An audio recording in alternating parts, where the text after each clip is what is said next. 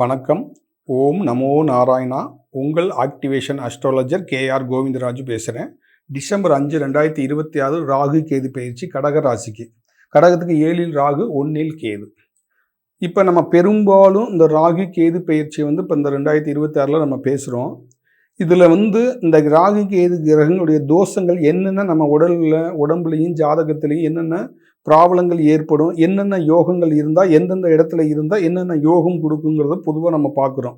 அப்போ உங்கள் ஜாதகத்தில் அந்த மாதிரி இருக்கான்னு நீங்கள் பார்த்துக்குங்க. மேஷம், ரிஷபம், கடகம், கன்னியில் ராகு இருந்தால் ராஜ யோகத்தை கொடுக்கும். இந்த கிரகங்கள் இருக்கும்போது மிகப்பெரிய பலன்களை கொடுக்கறனால தான் நம்ம சொல்கிறோம். ஒரு கிரகம் தோஷத்தையும் கொடுக்கும், பணத்தையும் கொடுக்கும். பணம் தோஷங்கிறது என்னன்னா, நமக்கு ராஜ வாழ்க்கைக்கு பணம் தான் வேணும், அந்த ராகு கொடுக்கும்.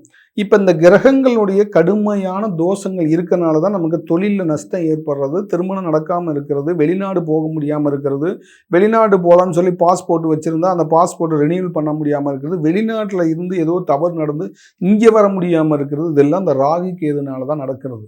இப்போ நம்ம இங்கேருந்து வெளிநாடு கிளம்பிடுவோம். ராகுங்கிறது வெளிநாட்டுக்குரிய கிரகம். வெளிநாடு போய் வாழ்ந்து வெளிநாட்டுடைய வாழ்க்கை வாழ்கிறது, வெளிநாட்டுடைய லைஃப் ஸ்டைலில் இருக்கிறதுலாம் இந்த ராகுக்குரியது. இந்த கிரகத்துடைய தாக்கம் நமக்கு எங்கே போனாலும் சரிங்க. பொதுவாக நீங்கள் பார்க்குற இந்த லைவ் வீடியோ பார்க்குற நேயர்கள் கிரகங்கள் 9 கிரகங்களும் நம்ம எங்கே போனாலும் நம்மளை தொடர்ந்து நமக்கு லாக் பண்ணும். அது நம்ம தெரிஞ்சோ தெரியாமையோ எந்த இடத்துல இருந்தாலும் அந்த கிரகங்களுடைய பிடியில் நம்ம மாட்டிக்குவோம். நம்ம இங்கேருந்து வெளிநாடு போய் சம்பாரித்து இங்கே நமக்கு பணம் அனுப்புகிறோம், அது போகிறதெல்லாம் இந்த ராகுவால் நடக்கிறது.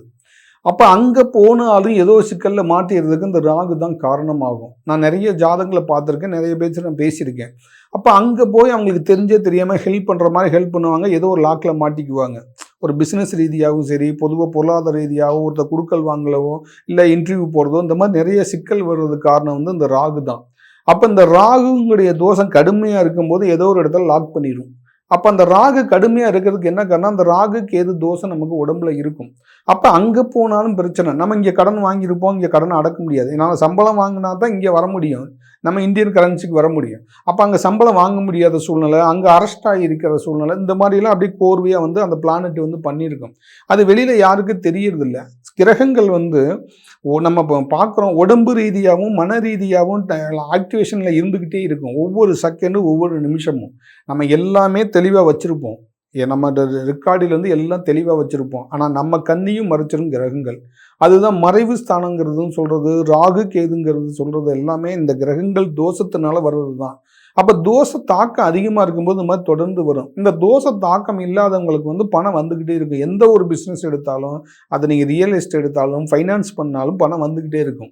இந்த பணத்தை கொடுக்கக்கூடிய கிரகம் இந்த ராகுங்கிற கிரகம். இந்த ராகு அதுக்காக தான் ராகு எந்த இடத்துல இருக்குன்னு சொன்னது, இந்த மாதிரி இடத்துல ராசியிலேயோ இல்லை நம்ம ஜாதகத்திலேயோ இருக்குன்னு சொல்லுது. அப்போ கடுமையான தோஷங்கள் இல்லாமல் இருந்தால் கிரகங்கள் வாரி வழங்கக்கூடிய யோகத்தை கொடுத்துரும், வாரி வழங்கும். நமக்கு இப்போ நார்மலாக இருக்கிறவங்க மிகப்பெரிய ஆளாகிறதெல்லாம் இந்த ராகு தசையில் தான், ராகு தசை ராகு புத்தியில் தான் மிகப்பெரிய யோகத்தை கொடுக்கறது. இந்த கேதுங்கிறது ராகு கேதுங்கிற யோகத்தை கொடுக்கக்கூடிய கிரகம் யாரோட ஜாயிண்ட் ஆனாலும், கேது கிரகம் குருவோட ஜாயின் பண்ணும்போது கேல யோகம் உருவாகும், கோடீஸ்வர யோகம் வரும். இதெல்லாம் கிரகங்களுக்கு உண்டு. நம்ம நினைக்கிறோம் தோஷமாக இருக்குன்னு சொல்கிறோம், திரும்ப யோகம் எப்படி கொடுக்குதுன்னு நம்ம நினைக்கிறோம். தோஷம் உள்ள கிரகம் தான் யோகத்தையும் கொடுக்குது. தோஷம் அங்கே இல்லைன்னா கிரகம் யோகத்தை கொடுத்துரும். இது மெயினாக நீங்கள் தெரிஞ்சுக்கணும். அப்போ ஒரு மனிதன்கிட்ட நல்ல எண்ணமும் இருக்குது, கெட்ட எண்ணமும் இருக்குது. நம்ம உடல்லையே பாரு, சரீரத்திலேயே கிரகங்கள ஆக்டிவேஷன் லெஃப்ட்டும் ரைட்டும் இருக்குது. அப்போ உடல் ரீதியாகவே கிரகங்களுடைய ஆக்டிவேஷன் நமக்கு தொடர்ந்து இருந்துக்கிட்டு தான் இருக்குது. அப்போ மூமெண்ட்டுகள் வர வர நமக்கு பாசிட்டிவான மூமெண்ட் இருக்குதா, நெகட்டிவான மூமெண்ட் இருக்குதா? கிரகங்கள் கோச்சாரத்தில் வரும்போது தான் பாசிட்டிவ் நெகட்டிவ்னு நம்ம கண்டுபிடிக்கிறோம். இப்போ 3ஆம் இடம், 2ஆம் இடம், 8ஆம் இடம்லாம் வரும்போது நெகட்டிவான இடங்கள்ங்கிறதுனால நமக்கு அது ஜாதகத்தில் கோச்சாரத்தில் கிரகம் வரும்போது, இப்போ ராகு கேது பயிற்சி வருது இல்லைங்களா, வரும்போது நம்ம சொல்கிறோம். அப்போ இந்த இடத்துல வரும்போது நமக்கு நெகட்டிவ் கொடுக்குது அப்படின்னு அது கோச்சார பலன் தான் பொதுவாக. ஆனால் அதே நம்ம ஜாதகத்தில் இருக்கும்போது, அந்த ஜாதகத்தில் நம்ம அந்த கிரகம் பலமாக பாசிட்டிவாக இருக்குது அப்படின்னா அதோடைய வேலை உங்களுக்கு அருமையான யோகத்தை கொடுக்கும். அப்போ கோச்சாரத்தில் நெகட்டிவ்ல வந்தாலும் நம்ம பிறப்பு ஜாதகத்தில் அந்த பிளானட் நல்லா பவர்ஃபுல்லாக தோஷம் இல்லாமல் தடை இல்லாமல் இருக்கும்போது நமக்கு அந்த கோச்சாரத்தில் வரும்போது அந்த கிரகனால எந்த பாதிப்பும் இருக்காது. எதுக்கு சொல்கிறோம் அப்படின்னு சொன்னால், நம்ம நிறைய இப்போ இந்த ராசியில் வந்து இப்போ கடகத்தில் வந்து நிறையா பேர் பார்த்துக்கிட்டு இருப்பாங்க, லைவாக பார்ப்பாங்க, ஜென்ரலாக பார்ப்பாங்க, எல்லாத்துக்குமே தெரியும். இப்போ ராகு கேது பெயர்ச்சின்னு எல்லாருமே வீடியோவில் நம்ம பார்க்குறோம். ஒவ்வொருத்தவங்களும் ஒவ்வொரு விதமான பலன்களை சொல்லுவாங்க. இது வந்து பொதுப்படையான பலன்கள் சொல்கிறது. நம்ம அதுக்குண்டான தீர்வு எப்படி கொடுக்கறது, இந்த கிரகங்களுடைய தோஷம் இருக்குங்கிறது எப்படி கண்டுபிடிச்சி எப்படி கன்ஃபார்ம் பண்ணுறது, இப்போ அதுதான் நம்ம பண்ணுறோம். அப்போ இந்த கிரகம் இருக்குது அப்படிங்கிறது ஃபஸ்ட் நம்ம கன்ஃபார்ம் ஆகிறதுக்கு எப்படி அதை நம்ம கண்டுபிடிக்கணும். நம்ம அதுக்குன்னு தனியாக வந்து இன்ஸ்ட்ருமெண்ட் வச்சு ஜாதகத்திலையும் உடம்புலையும் கண்டுபிடிக்கும் போது இந்த கிரகத்துடைய நெகட்டிவ் எனர்ஜி உடம்புல இருக்குது, இதோடைய தாக்கம் உடம்புல இருக்குது, இதோடைய தோஷம் உடம்புல இருக்குது அப்படிங்கிறது. நெகட்டிவ்னு நான் சொல்கிறேன்னு சொன்னால் அது தோஷம்னு அர்த்தம்.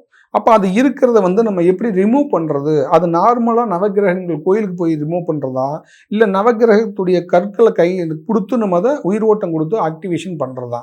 சார் ஆக்டிவேஷன் நீங்கள் சொல்கிறீங்க, எனக்கு அது வந்து சரியாக புரியல அப்படின்னு சில பேர் கேள்விகளாகவும் இருக்குது. இப்போ பொதுவாக வந்து உங்களுக்கு சில எடுத்துக்காட்டாக நான் சொல்கிறேன் பாருங்கள். கோயில் கும்பாபிஷேகம் பண்ணும்போது வந்து மேலே கும்பத்தில் கோபுரத்தில் 9 நவதானியங்கள் வைத்து தான் கும்பத்தை நம்ம வைப்போம் கலசத்தில். அப்புறமேல் தான் உங்களுக்கு வந்து 9 நவதானியம் நிரப்பித்தான் கும்ப கலசமாக வந்து கோபுரத்தில் வைக்கிறோம். அப்புறமேல் தான் நீங்கள் கும்பத்தில் தண்ணி ஊற்றுறோம். அப்போ தான் கும்பாபிஷேகம் நிறைவாகுது. அதே மாதிரி நவகிரகங்களுடைய இது கதிர்வீச்சை வந்து மேலே சூரிய ஒளி மூலமாக தான் நவகிரகங்களுடைய கதிர்வீச்சில் பவரேஷன் ஆகிக்கிட்டே இருக்குது எந்நேரமும். அந்த கும்பத்தில் இருக்க நவகிரகத்துடைய தானியத்தில் சூரிய கதிர்வீச்சு படும்போது அதோடைய பவரேஷன் கொடுத்துக்கிட்டே இருக்குது.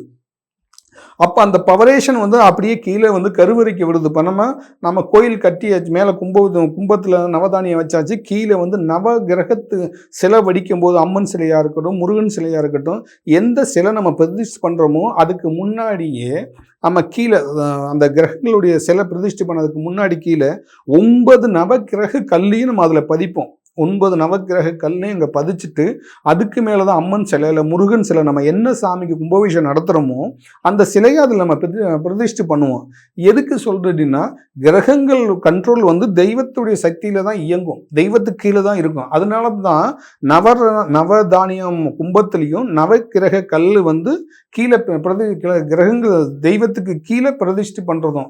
அப்போ தெய்வத்துடைய சக்தி பெற்று தான் நவகிரகங்கள் வந்து ஒவ்வொரு மனிதனுக்கு தசை மூலம் புத்தி மூலம் யோகத்தை கொடுக்குது, அதை தோஷத்தை கொடுக்குது.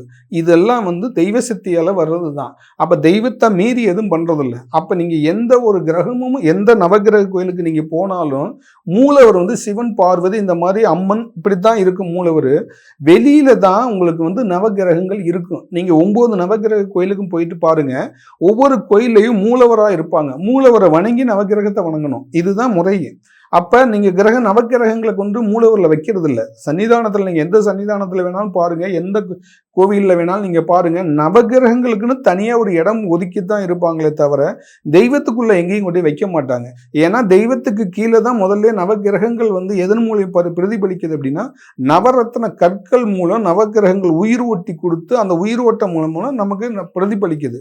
அப்போ கோயிலில் இருக்க சிலைகள் 9 நவகிரக சிலைகளும் 9 நவகிரக கல்லை நம்ம பதிச்சு அங்கேருந்து அதோடைய வைப்ரேஷன் வந்து சிலைகளுக்கு பிரதிபலிப்பு ஆகுது. அப்போ அதோடைய பவரேஷன் எங்கேருந்து வருது? தெய்வத்துடைய சக்தியில இருந்து தான் அதோடைய பவரேஷனும் எதிர்வலிக்குது. அதுக்காகத்தான் ஒவ்வொரு கிரகத்துடைய ஆற்றல் நமக்கு உடம்புல அதை பாசிட்டிவாக ஆகிறதுக்காகத்தான் இப்போ சில பிரதிஷ்டை பண்ணும்போது நவகிரக கல் வைக்கிற மாதிரி நம்ம ஒவ்வொரு மனிதருக்கும் கிரகங்களுடைய நவகிரக பாசிட்டிவ் ஆக்டிவேஷன், நவகிரகங்கள் நன்மை செய்யறதுக்காகத்தான் நம்ம நவரத்ன கற்கள் நம்ம போடுறோம். அப்போ கிரகங்களுடைய தொடர்பு எப்படி இருக்குன்னு பாருங்க. அப்போ ஒவ்வொரு மனிதனுக்கும் ஒவ்வொரு கிரகங்களும் ஒவ்வொருடைய நெகட்டிவ் பாசிட்டிவை கொடுக்கறதுக்காகத்தான், நமக்கு பாசிட்டிவே வேணும் அப்படிங்கிறதுக்காகத்தான் எந்தெந்த கிரகங்களை வந்து நம்ம ஆக்டிவேஷன் பண்ணணும் அப்படின்னு சொல்லி அதுக்கு உயிரோட்டம் எப்படி கொடுக்கறது, உயிரோட்டம் கொடுத்தா அதோடைய பவர் எப்படி வேலை செய்யுதுன்னு சொல்லி நம்ம செக் பண்ணுறோம். அப்போ நம்ம அதை வந்து கண்டுபிடிச்சிருக்கோம். அப்போ கிரகங்களுடைய பவர் நமக்கு எந்த அளவுக்கு வேலை செய்யும் அப்படிங்கிறத வந்து நம்ம கண்டுபிடிச்சிருக்கிறோம். இப்போ ஒவ்வொரு கிரகத்துக்கும் ஒவ்வொரு பவர் இருக்கும். இப்போ சிலையில் இருந்து தெய்வத்துடைய சக்தியிலிருந்து சிலை கிரகங்களுடைய பவர் வந்து 9 நவகிரகங்களுடைய சிலை மாதிரி 9 நவரத்தன கற்கள் மூலமும் ஒவ்வொரு மனிதனுக்கு அதோடைய ஆக்டிவேஷனும் பண்ண முடியும், அதோடைய கதிர்வீச்சை இழுக்க முடியும். அப்போ கதிர்வீச்சு எங்கிருந்து வருது? பூமியிலிருந்து தெய்வத்துடைய அடியில் நவரத்தன கல் மூலியமாக தான், அந்த சிலை மூலியமாக தான் வருது. அப்போ கற்கள் வந்து கற்களை நம்ம நவகிரகங்கள் கிரகங்களை பயன்படுத்தி வணங்குவதும் நவரத்தின கற்களை நம்ம உடம்புல சேருவதும் கிரகத்துடைய தாக்கத்தை குறைக்கும். அப்போ இதெல்லாம் உயிர் ஓட்டத்தோடு இருக்குதா? அந்த உயிர் ஓட்டம் இருந்தால் தான் நமக்கு அந்த பாதிப்பு விலகும். உயிர் ஓட்டத்தை எப்படி கண்டுபிடிக்கிறது? அப்போ அதை நம்ம கண்டுபிடிக்கணும். உயிர் ஓட்டங்கிறத நம்ம நேரடியாக வரும்போது அதை ஆக்டிவேஷன் பண்ணி பார்க்கும்போது தெரியும். அப்போ ஒரு மனிதனுக்கு உயிர் ஓட்டம் எந்த அளவுக்கு இருக்குதோ அந்த ஒவ்வொரு கிரகத்துக்கு உயிர் ஓட்டம் கல்லு மூலியமாக வருது. அப்போ அந்த கல்லுங்கிறது என்ன? உயிர் ஓட்டம் உள்ள கல். இப்போ ஒவ்வொருத்தங்களுக்கும் ஒவ்வொரு பவர் இருக்கும். யாருக்கு என்னென்ன பவர் இருக்கிற மாதிரி ஒவ்வொரு கிரக கல்லுக்கும் ஒவ்வொரு பவர் இருக்கும். அது பவர் இல்லாததும் இருக்குது, பவர் இருக்கிறதும் இருக்குது. அப்போ ரெண்டுமே இருக்கு. அப்போ ஒவ்வொரு மனிதனுக்கும் ஒவ்வொரு பவர் இருக்கும், ஒவ்வொரு கிரகங்களுக்கும் பவர் இருக்கும். ஒரு மனிதனுக்கு பவர் இருக்காது, ஒவ்வொரு மனிதனுக்கு பவர் இருக்கும். அதுக்காகத்தான் ஒவ்வொருனுக்கு பவர் இருக்கிற மாதிரி ஒவ்வொரு கிரகங்களுடைய கல்லை நம்ம உடம்புல ரேஸ் பவர் வர்றதுக்காக, கிரகங்களுடைய பவர் நமக்கு பவரேஷன் ஆகிறதுக்காகத்தான் நவரத்தின கற்களை நம்ம பயன்படுத்துகிறோம். இப்போ நீங்கள் தெரிஞ்சிருக்கும். அப்போ கிரகங்களுடைய ஆற்றலை நம்ம எந்த அளவுக்கு கொண்டுட்டு போகுது, நம்ம உடம்பு ரீதியாகவும் தொழில் ரீதியாகவும் நம்ம எந்த அளவுக்கு கொண்டுட்டு போகுது. அப்போ அந்த உயிரோட்டமான கல்லுகள் நம்ம உடம்புல பதியும் போது நமக்கான காரியங்கள் சக்சஸ் ஆகும், கைகூடும். அப்போ உயிரோட்டங்கிறத நம்ம செக் பண்ணணும். அப்போ ஒவ்வொரு ராசியில் இருக்கிறவங்களுக்கும் அந்த உயிரோட்டம் கொடுக்கக்கூடிய கல் எது, அப்போ அது உயிரோட்டம் இருக்குதா, அதை எப்படி கண்டுபிடிக்கிறது அப்படிங்கிறத பார்க்கணும். இப்போ அதை நம்ம முதல்ல நம்ம தான் கிரகங்களுடைய உயிர் ஓட்டம் உடம்புல கற்கள் கொடுக்க மூலியமா ஏற்படுத்த முடியும், அது உயிர் ஓட்டம் அவங்க கண்ணில் பார்க்க முடியும் அப்படிங்கிறத முதல்ல நம்ம அதை இப்போ ரீச் பண்ணுறோம். அப்போ கிரகங்களுடைய தொடர்பு எங்கேருந்து வருது? ஒரு மனிதனுக்கு ஆக்டிவேஷன் ஆகுனா தெய்வத்துடைய சக்தியிலிருந்து தான் வருது. அப்போ அந்த தோஷங்கள் விலகிறதுக்காகத்தான் ஒவ்வொரு கிரகத்துக்கும் ஒவ்வொரு பவரேஷன் இருக்குது. அப்போ அந்த தோஷம் விலகிறதுக்காகத்தான் கிரக கோயில் நம்ம போக வேண்டியதாக இருக்குது. ஒவ்வொன்றுக்கும் ஒவ்வொரு மூலவர் இருக்கிறாங்க, ஒவ்வொரு கிரகத்துக்கும் ஒவ்வொரு மூலவர் இருக்கிறாங்க. அப்போ நம்ம என்ன பண்ணணும் அப்படின்னா, நமக்கான கிரக தோஷங்கள் ராகு கேதுங்கிற தோஷம் இருக்கும்போது அந்த தோஷம் விலகிறதுக்காகத்தான் நாகர்கோவில் போகிறது, திருநாகேஸ்வரம் போகிறது, கீழ்பெரும்பள்ளங்கிற நவக்கிரக கோயிலுக்கு போகிறதெல்லாம் அந்த கிரகங்களுடைய ஆக்டிவேஷன். இப்போ ஒரு சில பேருக்கு சார் என்னால் எந்த சூழ்நிலையும் எதுவுமே செய்ய முடியாது, நான் முடங்கி போய் இருக்கிறேன், எனக்கு என்ன பண்ணுறதுன்னு தெரியல, என்ன பண்ணலாம் அப்படின்னா, நீங்கள் ஒன்றும் பண்ண வேண்டியது இல்லைங்க. 9 நவகிரகங்களுக்கும் ஒரு 2 நாள் அங்கே தங்கி 9 நவகிரகங்களுக்கும் இப்போ அரசு கவர்மெண்ட்டே விட்டுருக்கு நவகிரக கோயில் சுற்றுலான்னு சொல்லி, நீங்கள் அங்கே கும்பகோணத்தில் இறங்கி அந்த மாதிரி பஸ்ஸில் ஏறி 9 நவகிரகத்துக்கும் போயிட்டு ஒரு நாள் அங்கே ஸ்டே பண்ணிட்டு வாங்க, உங்களுக்கு சக்ஸஸாக கொடுக்கும். நீங்கள் தொடர்ந்து இது பண்ணி பாருங்கள், 3 மாதத்துக்கு கொடுக்கும். ரொம்ப கடுமையாக இருக்கிறவங்களுக்கு கூட அது சரியாகும். இப்படி நமக்கு ஜாதகத்திலும் சரி பெயர்ச்சியிலும் சரி கிரகங்கள் நமக்கு யோகம் கொடுக்கறதுக்கு இந்த மாதிரி வழிபாடு பண்ணலாம். எளிமையான வழிபாடும் இருக்குது. எளிமையான வழிபாடுங்கிறது கடுமையாக இல்லாமல் நார்மலாக இருக்கிறது தான் எளிமையான வழிபாடு. கடுமையாக இருக்கும்போது அதுக்குண்டான வழிபாடு பண்ணும்போது நமக்கு சக்ஸஸ் கொடுக்கும்.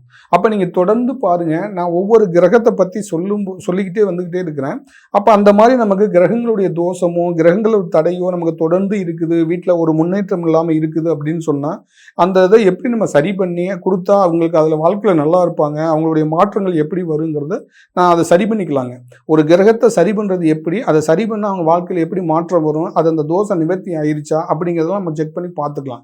அப்போ உங்களுக்கு சப்போஸ் இப்போ நீங்கள் என்னுடைய லைவ் பிடிச்சிருந்தா லைக் பண்ணுங்கள், ஷேர் பண்ணுங்கள், தொடர்ந்து பாருங்கள். உங்களுக்கு ஜாதகம் சப்போஸ் பார்க்கணும் சார், ஜாதகம் பார்க்கணும், என்னுடைய கீழே இருக்க நம்பருக்கு கூப்பிட்டு அப்பாயின்மெண்ட் வாங்கிட்டு நேர்லேயும் வரலாம், ஆன்லைன் கன்சல்ட்டும் உண்டு.